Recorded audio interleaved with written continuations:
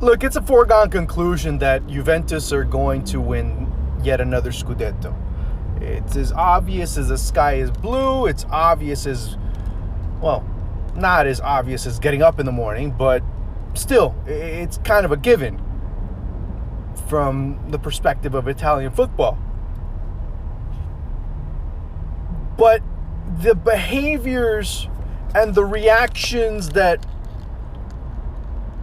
Juventus have had in terms of the reactions from the Cagliari fans that insulted Moise Kean, man, you know what? It really disappoints you.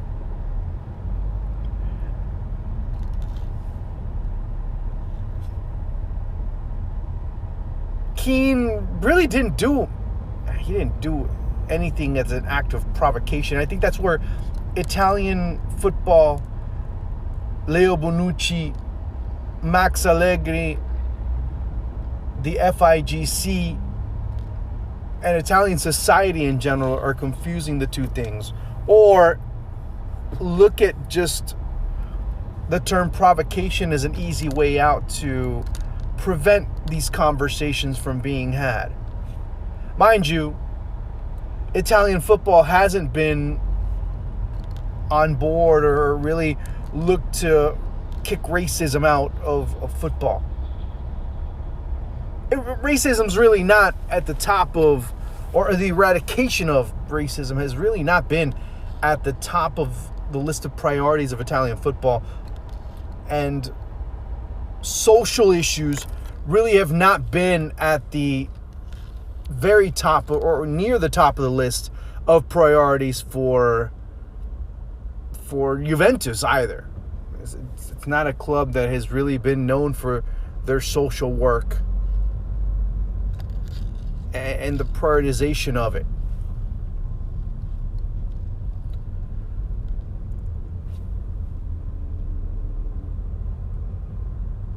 There's certain issues, and now I might get myself into a bit of a rabbit hole here, but it's worth discussing how Juventus have acted.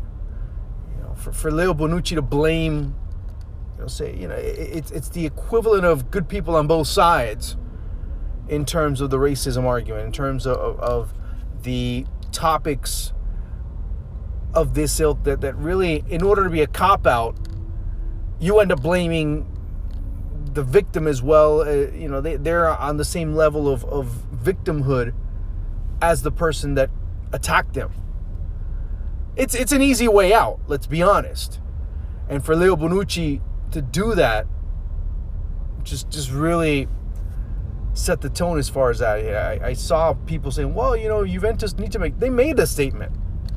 Their statement was made by the omission of not reacting. Yeah, Max Allegri in the press conference afterwards said, yeah, racists should be banned for life. But he also at the same time questioned Moise Kean by saying, you know what? He needs to be more intelligent and know not to provoke fans. Mind you, also the president of Cagliari saying, oh, you know what? If Bernardeschi would have scored, if anyone else would have scored, the fans would have treated him the same way. Bullshit.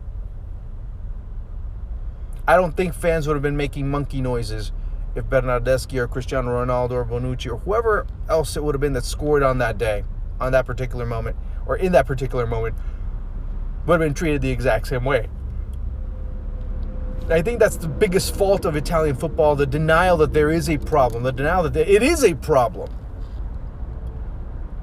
But again, football is a reflection of society, and that is a reflection of modern Italy, of today's modern Italy that is run by far-right movements. And again, I don't want to get into the political aspect of it, but Matteo Salvini also has a lot to do with these types of answers, these types of reactions being justified. Ironically, the most disgusting part about it is that Moise Kean's father thinks that's the right thing. No, he hasn't come out and condoned or condemned the actions yet. But him coming out last week during the FIFA International date and really giving his support to a person like Matteo Salvini shows you exactly where he stands. Not only that he supports Matteo Salvini, that he supports the fact that immigrants coming in from Africa, where he originally comes from, should not be allowed to come into Italy. Mind you, this is a man that came into Italy as an immigrant, but now as soon as he's off through the door, hey guys, let's just close the door. Let's not let anyone else in. So there are a lot of intricate parts to this story. The sad part is that the one in the middle that we kind of tend to talk about last happens to be Moise Kean, who really in the last week and a half has become not just the future of Juventus, but he also has become the president of the Italian national team, the hope of the Italian national team to be able to help them return to a World Cup.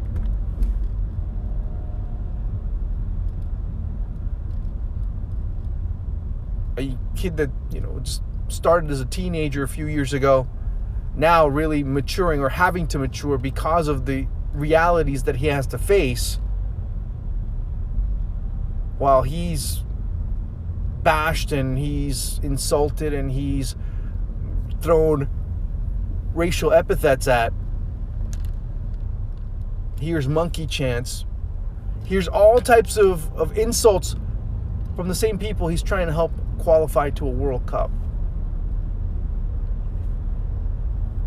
Now, when you start looking at something like this, it really gives perspective to other issues as far as football is concerned. And it shows you how two-faced football can be, or football at the highest levels can be. Because you see what goes on within Italian football. You've seen how things have been treated or discarded, I guess you could say would be a better word, or looked at in a very dismissive manner. Boy, the reality is Italian football doesn't give a damn. And Juventus, well, all they really care about is winning. And sometimes maybe winning doesn't tell you the entire story.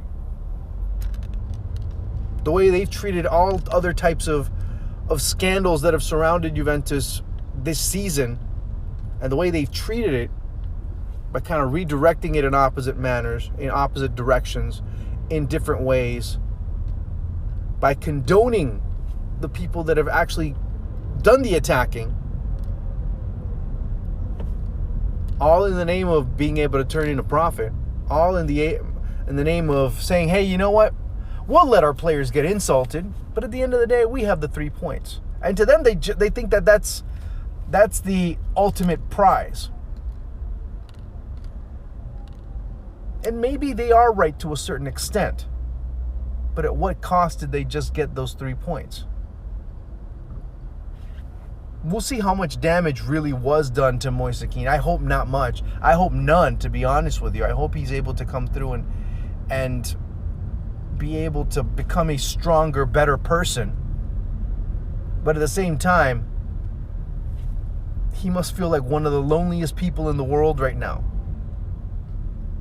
Because around him, he really has no one that's going to support him when things get really tight and things get really tough.